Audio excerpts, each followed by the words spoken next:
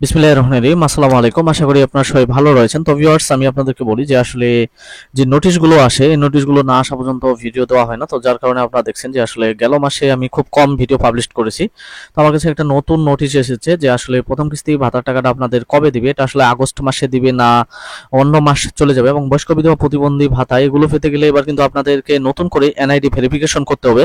তো এর আগে জানেন যে একটা লাইভ ভেরিফিকেশন প্রসেস ছিল, তো এবার কিন্তু লাইভ ভেরিফিকেশন প্রসেসটা বাদ দিয়েও আপনাদেরকে এনআইডি এবং ওই এনআইডি দিয়ে ফোন নাম্বার এবং হচ্ছে ব্যক্তির যে বেঁচে থাকার যে নিশ্চয়তা অর্থাৎ লাইফ, এগুলো একসাথে পূরণ করতে হবে। তো এগুলো কিন্তু আপনাদেরকে করতে হবে এবার নতুন এমআই আছে। তো নতুন এমআই আছে এটা কিভাবে করবেন তার আগে অবশ্যই আপনারা যারা চ্যানেলটা এখন পর্যন্ত সাবস্ক্রাইব করেননি, নিয়মিত ভিডিও দেখেন, তারা চ্যানেলটা সাবস্ক্রাইব করুন।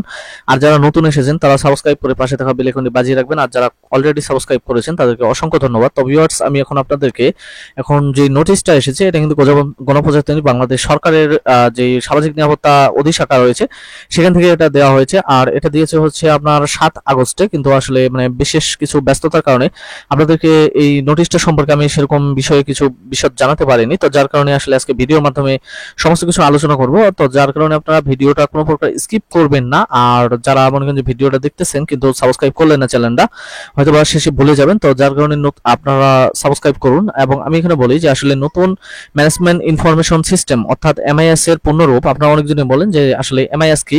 তো এমআইএস এর পূর্ণরূপ হচ্ছে ম্যানেজমেন্ট ইনফরমেশন সিস্টেম। তো এখানে যে স্থানান্তরিত ডাটার সঠিক তথ্যতা যাচাই।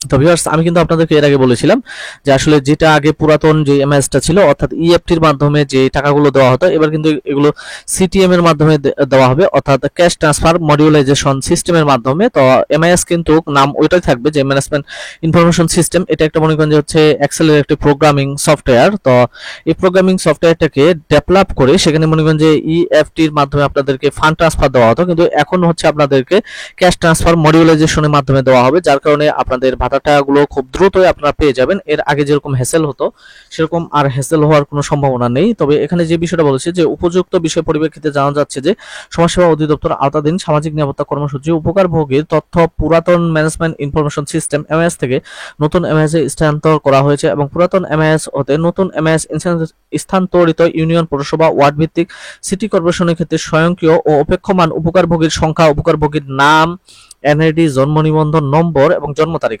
এখানে জন্ম নিবন্ধন এই জন্য বলেছে, আপনারা জানেন যে আসলে যারা প্রতিবন্ধী ভাতা আবেদন করে থাকে তো তাদের কিন্তু মনে করেন যে 14 বছর বয়স বা 18 বছর বয়স এরকম কোনো সীমাবদ্ধতা নেই। অর্থাৎ একটি শিশু যদি প্রতিবন্ধী হয়ে জন্ম নেয় হয়তো বা 2 থেকে 1 বছরের ভিতর বা যদি তার প্রতিবন্ধকতা খুবই মনে করেন যে তীব্র হয়ে যায় তাহলে কিন্তু সে মনে করেন যে 2-1 বছর অর্থাৎ তার জন্ম নিবন্ধন হলেই কিন্তু সে কিন্তু মনে করেন যে বাংলাদেশ সরকারের যে সামাজিক নিরাপত্তা কর্মসূচি রয়েছে সেখান থেকে নির্দিষ্ট পরিমাণে একটি ভাতার টাকা পেয়ে থাকে। এবং পিতা মাতার নাম, ঠিকানা, হিসাব নম্বর সংক্রান্ত তথ্যের সঠিকতা নিশ্চিত হওয়া প্রয়োজন।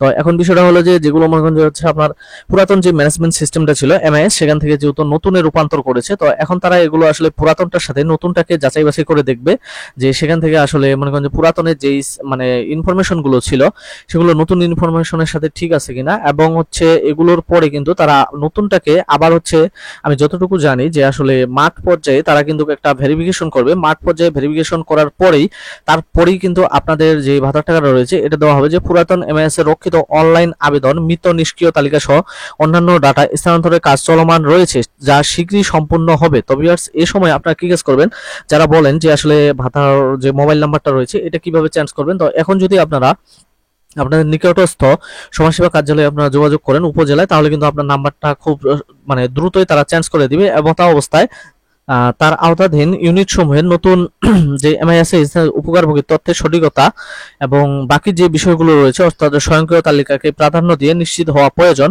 তো সে কারণেই কিন্তু হচ্ছে যে আপনাদের যে নতুন করে তথ্যগুলো নেওয়া হবে এবং নতুন করে তথ্য নিতে গিয়ে যদি দেখা যায় যে পুরাতনের সাথে কোনো প্রকার হয়, এবং আমি যেটা জানি যে আসলে হেরফের হবে এবং হেরফের হওয়াটাই সম্ভাবনা বেশি।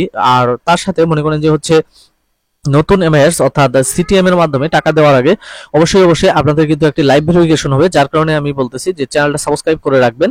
আমার চ্যানেলে ভিডিও পাবলিশড হলে আপনারা বুঝতে পারবেন যে আসলে লাইভ ভেরিফিকেশন শুরু হয়ে গেছে। এবং আমার এই চ্যানেলে প্রতিনিয়ত জানিয়ে দেওয়া হয় টাকা কবে দিবে এবং নির্ধারিত তারিখগুলো বলে দিই, কতজন টাকা পায় কতজন পায় না। এবং হচ্ছে এই চ্যানেলের মাধ্যমে আমি আপনাদেরকে জানিয়ে দিব যে আসলে প্যারোল কবে তৈরি হবে আপনাদের জন্য। যদিও মনে করেন যে সিটিএম এর মাধ্যমে সবকিছু নতুন করে করা হচ্ছে, কিন্তু তারপরে একটি প্যারোলের চিঠি আসবে। চিঠিটা আসলে আমার এই চ্যানেলে তাহলে জানিয়ে দিব।